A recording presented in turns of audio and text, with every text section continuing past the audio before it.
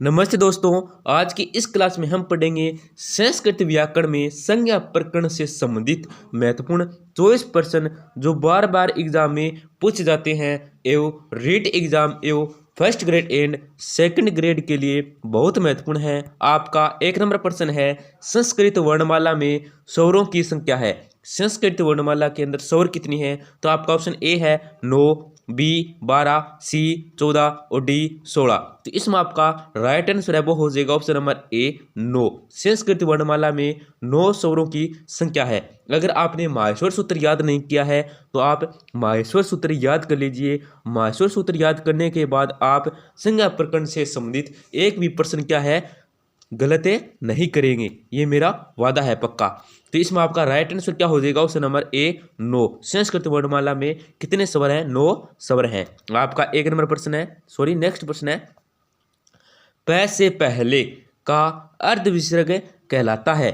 प से पहले इस तरह से अर्ध विसर्ग आए तो क्या कहलाता है? आपका ऑप्शन ए है ज्वामूल्य, बी उपधमान्य, सी यम और डी अनुस्वार। तो इसमें आपका राइट आंसर है वो हो जाएगा ऑप्शन नंबर बी उपधमान्य। प से पहले अर्ध विसर्ग इस तरह से आए, निशान आए तो वो क्या कहलाता है? उपधमान्य कहलाता है। और क से पहले अर्ध विसर्ग आए तो क्या कहलाएगा? ज्वामूल्य कहलाएगा। यम किसे कहते हैं? वर्ग के प्रारंभिक 4 वर्णों में से किसी के भी आगे क्या आ जाए? वर्ग के आगे पंचवर्ण क्या आ जाए?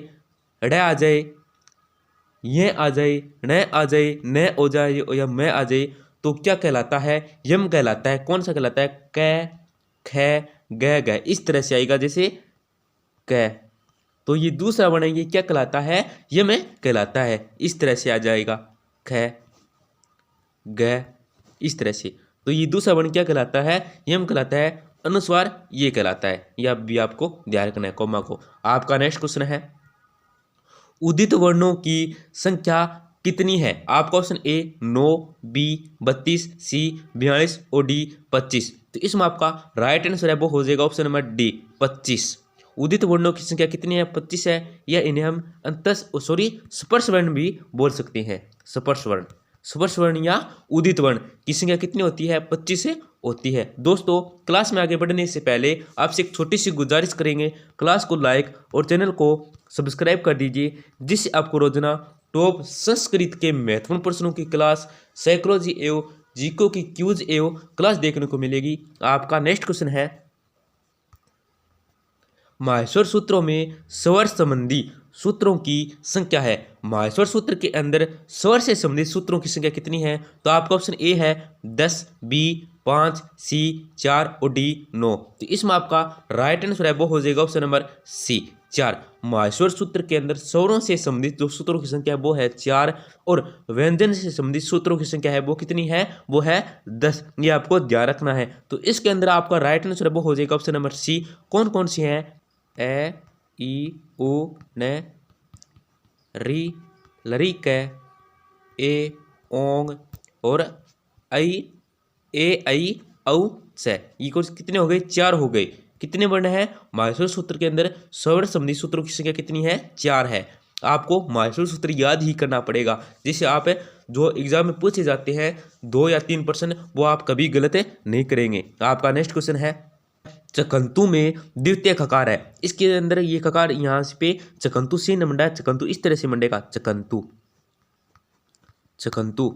चकंतु में द्वितीय ककार क्या है? आपका ऑप्शन ए है यम, बी अनुनासिक, सी उपधमान्य और डी ज्वामूल्य। तो इसके अंदर आपका राइट आंसर है वो हो जाएगा ऑप्शन नंबर ए यम। मैंने आपको पिछले क्वेश्चन में बताया था कि चकंतु यम किसे कहते हैं कि वर्ग के प्रारंभिक 4 वर्णों में क आ जाए, ख आ जाए, ग आ जाए या ग आ जाए, इसके 4 वर्णों के आगे किसी भी वर्ग के, कौन है? 5 वर्ग हैं, क वर्ग, च वर्ग, ट वर्ग, त वर्ग और प वर्ग। इनके आगे इनका 5वां अक्षर क्या आ जाए? अड़, य, ण और न में आ जाए। तो इसके अंदर क्या है? न आया है। 5वां वर्ण आया ना, न आया। तो इससे पहले जो द्वितीय होगा उसका क्या होगा? यम होगा। तो इसका क्या होगा? यम होगा। तो इसी हम यम कहते हैं। उपधमान्य, प से पहले अर्ध विसर्ग, ज्वामूल्यम क और ख से पहले अर्ध विसर्ग, इन्हीं ज्वामूल्यम कहते हैं। प और फ से पहले उपधमान्य, ज्वामूल्यम क और ख से यम। वर्ग के प्रारंभिक 4 वर्ग कौन से 4 वर्ण, क ख ग घ, इनके आगे किसी भी वर्ग का क्या पंचम वर्ण आ जाए, य न में, तो इनका क्या होगा, यम कहलाता है। तो इसके अंदर आपका राइट आंसर वो हो जाएगा ऑप्शन नंबर ए, यम। आपका नेक्स्ट क्वेश्चन है, माहेश्वर सूत्रों में अंतिम वर्ण की संज्ञा होती है। यहाँ पे संज्ञा है, अंतिम वर्ण की क्या होती है, संज्ञा होती है। तो आपका ऑप्शन ए है इत, बी वर्दी, सी प्रत्याहार और डी पद। तो इसके अंदर आपका राइट आंसर है वो हो जाएगा ऑप्शन नंबर ए, इत। माहेश्वर सूत्र के अंदर जो अंतिम वर्ण है उसकी क्या हो जाती है, ईत संज्ञा हो जाती है। क्या हो जाती है, ईत संज्ञा हो जाती है। कैसे होती है, जैसे ए ई उ ण, तो हम गिनेंगे तो ए ई ही गिनी जाएगा, ए ई उ गिनी जाएगा, अण नहीं गिनी जाएगा, क्योंकि अण की क्या हो जाती है, ईत संज्ञा हो जाती है। ये आपको ध्यान रखना है। तो इसके अंदर आपका राइट आंसर है ए। आपका नेक्स्ट क्वेश्चन है, अष्टाध्यायी का प्रथम सूत्र है। आपका ऑप्शन ए बी वर्धिरादेश, सी अध्ययन गुण और डी हलंत्यम। तो इसके अंदर आपका राइट आंसर है वो हो जाएगा ऑप्शन नंबर बी, वर्धिरादेश। अष्टाध्यायी का जो प्रथम सूत्र है वो कौन सा है, वर्धिरादेश है। और लास्ट सूत्र आपसे पूछा जाए तो वो है ए और ए, ये भी आपको ध्यान रखना है। आपका नेक्स्ट क्वेश्चन है, ग वर्ण में संयोजन हुआ है। आपका क्वेश्चन है ग और य से, बी ज और न से, सी ज और य से, और डी ज और य से। तो इसमें के अंदर आपका राइट आंसर है वो हो जाएगा ऑप्शन नंबर डी, ज और य से मिलके क्या बना है, ग बना है। अगर आपसे अक्षय पूछे तो क और स से बनकर बना है, और आपसे त्र पूछे तो किससे बना है, त और र से। ये भी आपको ध्यान रखना है। तो इसके अंदर आपका राइट आंसर है वो हो जाएगा ऑप्शन नंबर डी। आपका नेक्स्ट क्वेश्चन है, सर्वाधिक प्रत्याहार किस ईत संज्ञक वर्ण से बने हैं। आप क्वेश्चन ए है, बी स, सी ल और डी स और ल दोनों से। तो इसके अंदर आपका राइट आंसर है वो हो जाएगा ऑप्शन नंबर डी, स और ल से दोनों से क्या है, सर्वाधिक प्रत्याहार बने हैं। कुल प्रत्याहार कितने हैं, 44 प्रत्याहार है। ये भी आपको ध्यान रखना है। आपका नेक्स्ट क्वेश्चन है, किस माहेश्वर सूत्र में आकार की भी ईत संज्ञा हुई। आपका ऑप्शन ए ई ऊण, बी है ल, सी लैण और डी है या बरट है। तो इसके अंदर आपका राइट आंसर है वो हो जाएगा ऑप्शन नंबर सी, लैण। लैण माहेश्वर सूत्र है, कौन सा है, 5 या 6 नंबर है, ए ई ऊण रील रिक ए उंग है या बरट है, लैणा 6 नंबर सूत्र है। इसकी क्या हुआ, माहेश्वर सूत्र में आकार की क्या हुआ, ईत संज्ञा हुई है लैणे की।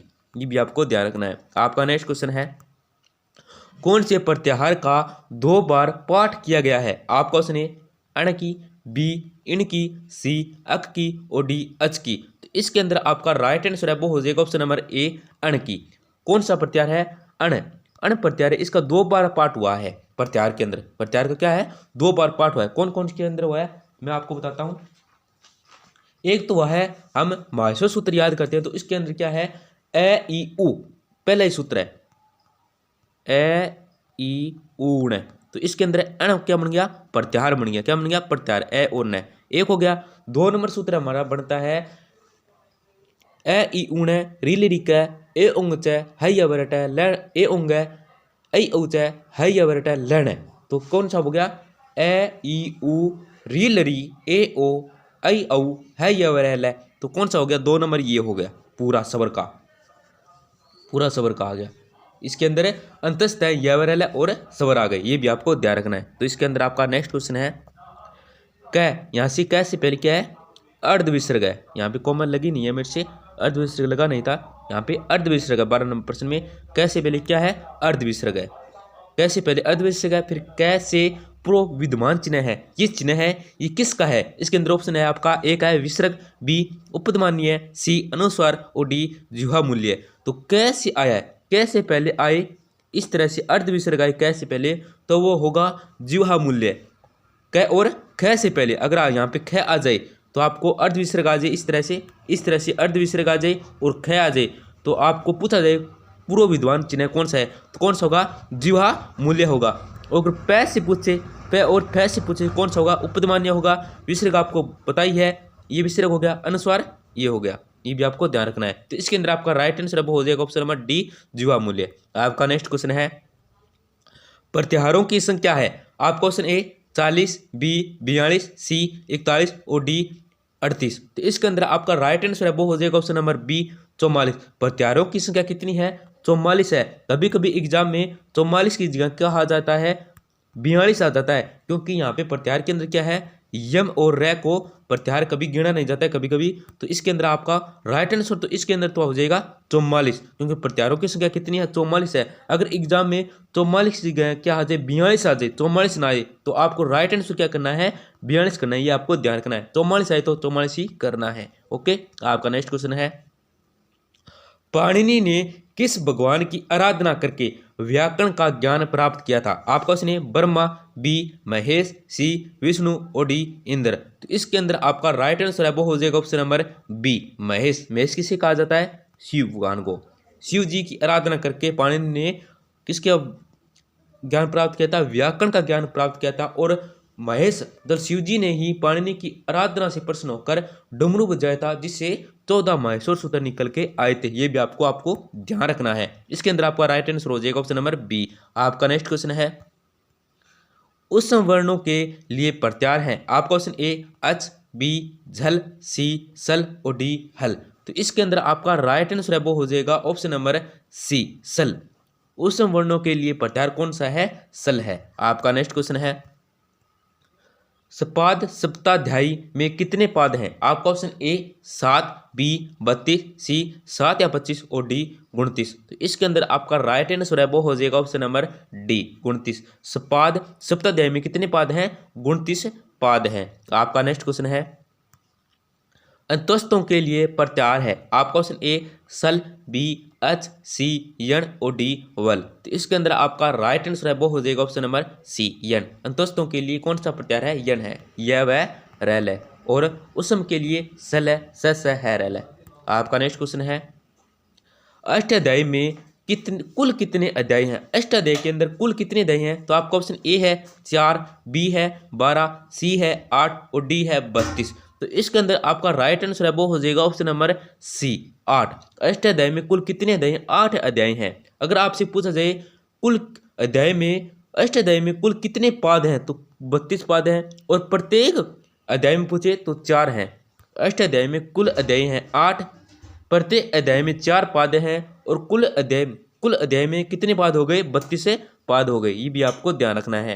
आपका नेक्स्ट क्वेश्चन है, संस्कृत वर्णमाला में व्यंजनों की संख्या है। आपका ऑप्शन ए 9, बी 33, सी 42 और डी 25। तो इसमें आपका राइट आंसर है वो हो जाएगा ऑप्शन नंबर बी 33। संस्कृत वर्णमाला में व्यंजनों की संख्या कितनी है? 33 है। 9 स्वर हो गए तो कितने हो गए टोटल? 42 हो गए स्वर और व्यंजन। और 25 क्या है? स्पर्श व्यंजन है या उदित वर्ण। आपका नेक्स्ट क्वेश्चन है, स्पर्श वर्णों की संख्या है। आपका ऑप्शन ए 4, बी 9, सी 25 और डी 21। तो इसमें आपका राइट आंसर है वो हो जाएगा ऑप्शन नंबर सी 25। स्पर्श वर्णों की संख्या कितनी है? 25 है। 4 माहेश्वर सूत्र है स्वरों के और 9 की तय संस्कृत में स्वर हैं। ये भी आपको ध्यान रखना है। आपका नेक्स्ट क्वेश्चन है, संस्कृत वर्णमाला में कितने वर्ण हैं? आपका ऑप्शन ए 9, बी 33, सी 42 और डी 60। तो इसके अंदर आपका राइट आंसर हो जाएगा वो है ऑप्शन नंबर सी 42। संस्कृत वर्णमाला में कितने वर्ण हैं? 42 वर्ण हैं। 9 स्वर और 33 व्यंजन। 9 स्वर और 33 व्यंजन। आपका नेक्स्ट क्वेश्चन है, 10 वर्ण नहीं है। आपका ऑप्शन ए है, बी य, सी व और डी रै। तो इसके अंदर आपका राइट आंसर है वो हो जाएगा ऑप्शन नंबर ए है क्या है? अंतस्थ वर्ण नहीं है। ये क्या है? उसम वर्ण है। कौन सा है? उसम है। अगर आपने माहेश्वर सूत्र याद नहीं किया है तो आपको माहेश्वर सूत्र याद करना ही पड़ेगा।